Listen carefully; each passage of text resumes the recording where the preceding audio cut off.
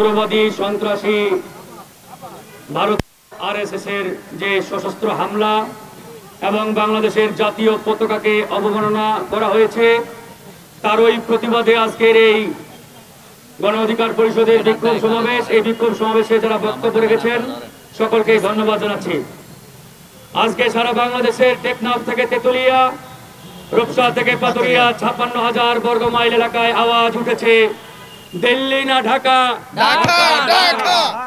আজকে আমরা এটা বলতে চাই, ভারত পৃথিবীর এমন একটি দেশ যার প্রতিবেশী কোন দেশের সাথে সম্পর্ক ভালো নেই।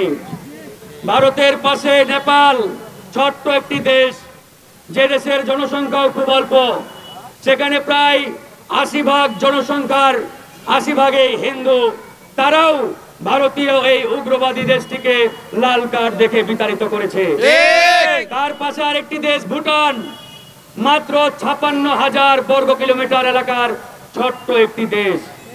এই ছোট্ট দেশটিও উগ্রবাদী সাম্প্রদায়িক ভারতকে লাল কার্ড দেখিয়ে তার দেশ থেকে উৎখাত করেছে। সেখানে আমরা বলতে চাই, বাংলাদেশ 1,47,000 বর্গ কিলোমিটার এলাকার একটি দেশ, 20 কোটি জনগণের এই বাংলাদেশ, হাজী শরীয়তুল্লাহর এই বাংলাদেশ, শহীদ তিতুমিরের এই বাংলাদেশ, শহীদ আবু সাইদের এই বাংলাদেশ। সুতরাং এই বাংলাদেশেও ভারতীয় দাদাগিরি আর চলতে দেওয়া হবে। ভারতীয় তাবেদারিকে গত 5ই আগস্টে এই বাংলাদেশ থেকে আমরা কবর রচনা করেছি। প্রিয় বন্ধুগণ, গতকালকে ভারত যেটি করেছে এটি পরিষ্কারভাবে যুদ্ধ ঘোষণার শামিল। কোন দেশে কিংবা কোন দেশ তার দেশের অভ্যন্তরে কোন হাই কমিশন কিংবা দূতাবাসে এরকম সশস্ত্র আক্রমণ চালাতে পারে না। এখান থেকে পরিষ্কার, ভারত তার দেশে বিদেশি স্থাপনা এবং দূতাবাস হাই কমিশন গুলোতে নিরাপত্তা দিতে ব্যর্থ হয়েছে।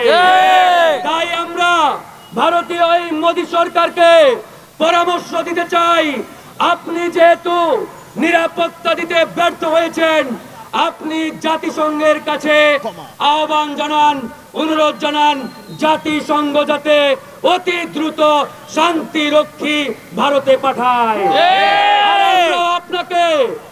আমরা আপনাকে প্রকাশ্যে আহ্বান জানাচ্ছি, আশ্বস্ত করছি, আমরা জাতিসংঘে অতিরিক্ত শান্তিরক্ষী পাঠিয়ে আপনার দেশে সহায়তা করার জন্য আমরাও সহায়তা করব। প্রিয় বন্ধুগণ, আজকে ভারত এমন একটি সাম্প্রদায়িক দেশে পরিণত হয়েছে, প্রত্যেক বছর সাম্প্রদায়িক দাঙ্গায় কয়েক হাজার মানুষ ইন্ডিয়াতে মারা যায়।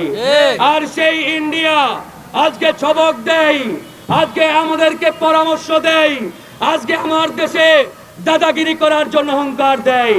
সুতরাং আমরা ভারতকে বলবো, আগে নিজের দেশকে ঠিক করো। আজকে তোমার নিজের